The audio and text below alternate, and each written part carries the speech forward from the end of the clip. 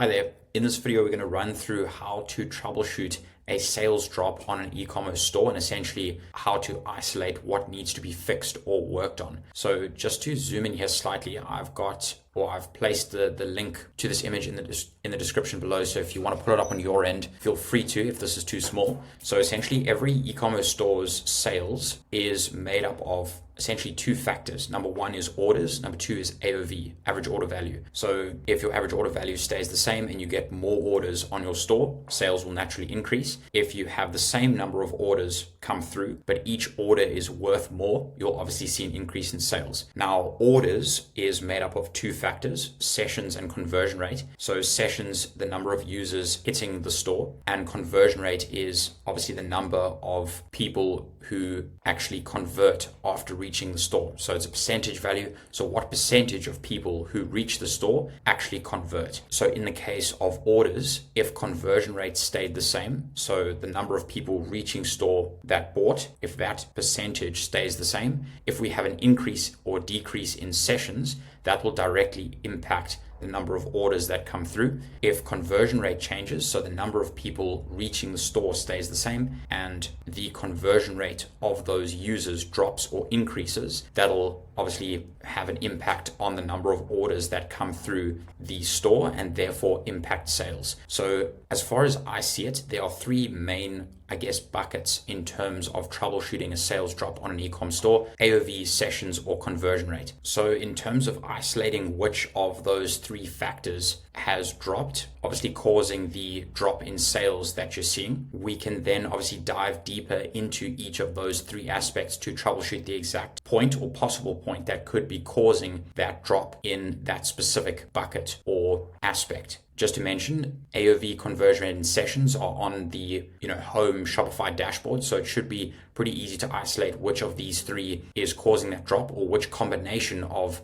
these three is causing a drop in sales. So following on from that, breaking down each factor further. So starting off on the sessions side, there are essentially two aspects to sessions or traffic on store, and especially if you're running paid ads as an e-com brand. So number one is the paid ads traffic, and then number two is the organic or direct traffic. And you can break this down in the sessions report based on UTM source or traffic source. I'm not going to go into too much detail on how exactly to break all of this down because this video will end up going for quite a while. So to skim through the possible causes for a drop in, for example, paid ad sessions, this is usually a spend issue. For example, if there were any disapprovals with ads, billing issues, the card couldn't be charged, so the ad account was turned off, etc. Another common issue here is meta CPC increasing substantially. For example, specifically if you're using an Advantage Plus campaign and the spend was reallocated across different creatives, that can impact cost per click significantly, and that will obviously have an impact on the sessions you're driving to store. And then on the Google side, Google does fluctuate in terms of spend quite significantly in comparison to Meta. So check Google spend day on day to see if that has potentially impacted sessions to store. Secondly is organic sessions over here,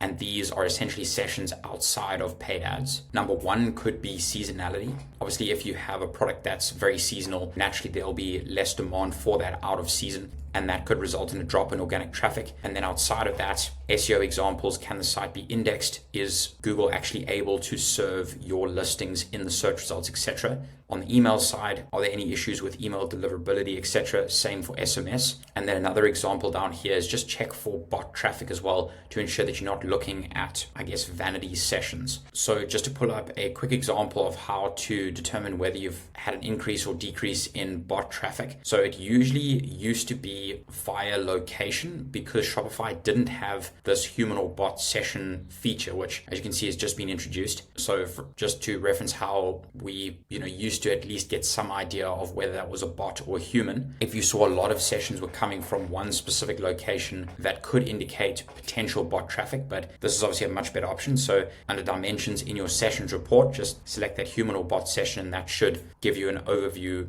in terms of what is a bot session, what is a human session, etc. Then another thing I wanted to mention here as well with regards to direct organic traffic, in terms of getting an understanding of how this is performing, a good option is to check branded traffic or branded search volume on some sort of search reference. So if that's, for example, on the SEO side, using SEMrush or something like that to see if branded search volume is dropping, and that could indicate a drop in overall intent for your brand. And the same goes for the paid ad side as well, which I'll touch on in terms of traffic quality. So checking how much brand search volume is coming through your brand search campaign on the Google side as an indication of the overall demand for your brand and your product. So that was sessions. So moving on to conversion rate here, a drop in conversion rate could be a result of three potential factors. Number one, website user experience. Number two, offer. Number three, traffic quality. Those all impact what percentage of users hit the store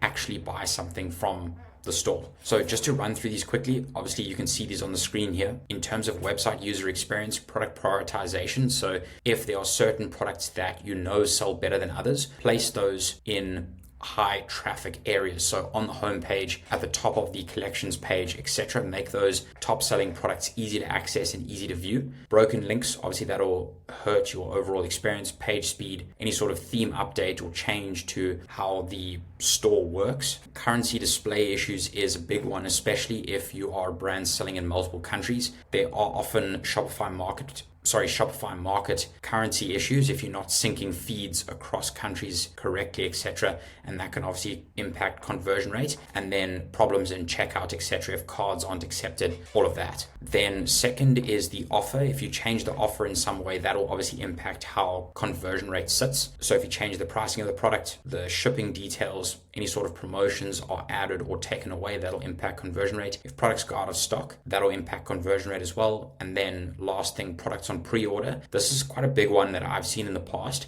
and especially when the pre-order date changes, which is something that might not be looked at too heavily. But if the pre-order delivered by date gets pushed out by, let's say, 2 weeks, that'll impact conversion rate on that pre-order product significantly, as well as obviously unclear delivery time. So keep an eye on that as well. And then the third aspect of a conversion rate drop is traffic quality. And this is specifically when running paid ads, because as you change ad structures, messaging, creative, etc., that can push a very diverse set of traffic over to your store. So it's essential that you keep on top of, the traffic quality that you're driving and how that's impacting conversion rate. So for example, if you change campaign types, you switch from a conversion-based campaign to a traffic campaign, you'll get a large number of sessions from Facebook ads, but the quality of those users will be exceptionally poor. So you'll see a boost in sessions, but a massive drop in conversion rate. So campaign types, creative spending, if you're using an Advantage Plus campaign, that can essentially allocate spend towards whatever creative it deems to be the best performer.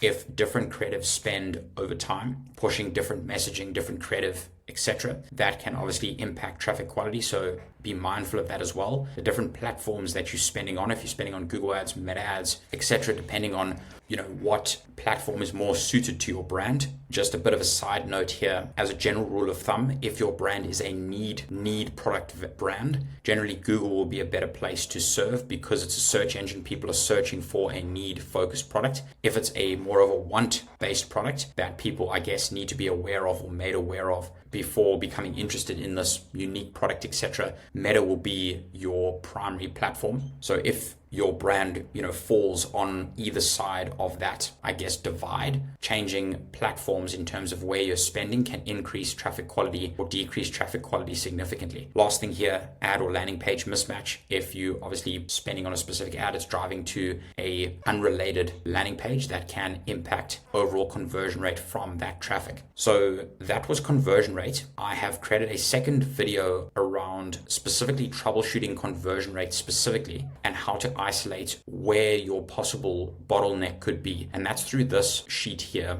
called a conversion rate breakdown. I'm not going to go into this in too much detail, but essentially it breaks down whether your conversion rate or your drop is at the add to cart level. So are people simply not adding to cart, or are people adding to cart but not reaching checkout, or are people adding to cart and reaching checkout but not actually converting? So with that, you can, or with this breakdown, you can isolate, is this a checkout issue? Is this a payment issue? Is this a traffic quality issue, etc.? As an example, if it was a payment issue, we would see the same number of people adding to cart and then a drop off at checkout. If it was a traffic quality issue, people simply wouldn't be adding to cart in the first place. And then we could see, okay, there's a drop in add to cart. What are we doing in terms of traffic quality, etc.? So full video in the video description, but that just gives a brief overview. Then heading back to this diagram here. So lastly, average order value. The first thing to note with average order value is this can be broken out into two factors. I've just put the abbreviations here. So units per transaction, or average unit retail. So what this means is in any order, that order value will be broken up into the number of products, so the number of items per order, that's units per transaction, and then the average value of each product in the order, so the average unit retail. What is the average value of each item in the order? Obviously, if you have an increase in the number of items in your order, your average order value will increase. If you have an increase in the value of each item in your order, but your number of items in the order stay the same, you'll obviously also see an increase in overall average order value. So it's essential to be across which section of average order value has dropped or increased. Is it UPT or is it AUR? And from here, you can troubleshoot exactly what your issue is. So for example, units per transaction, two examples of this would be complementary products out of stock. If, for example, you sell outdoor furniture and you sell covers for that as well, people usually buy the outdoor furniture piece and the cover, but for whatever reason, the cover is out of stock. Obviously, that will impact average order value because people can't physically buy that cover. Cart incentives changed, for example, free shipping thresholds, etc. If your free shipping threshold is lower, people don't have to add as many products to cart to reach that free shipping threshold, and therefore that will impact overall average order value. On the other hand, average unit retail. So this is the value of an item in an order.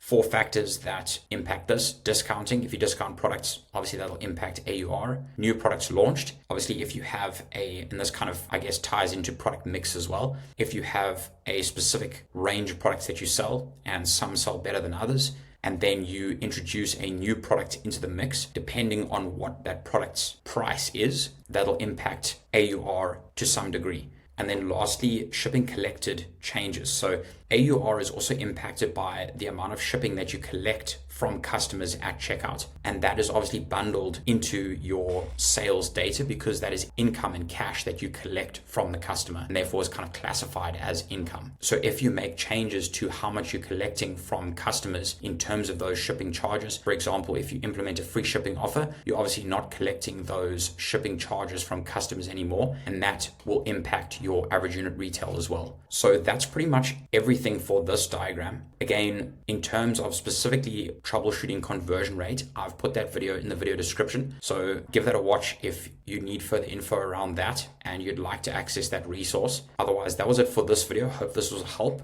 and see you in the next one.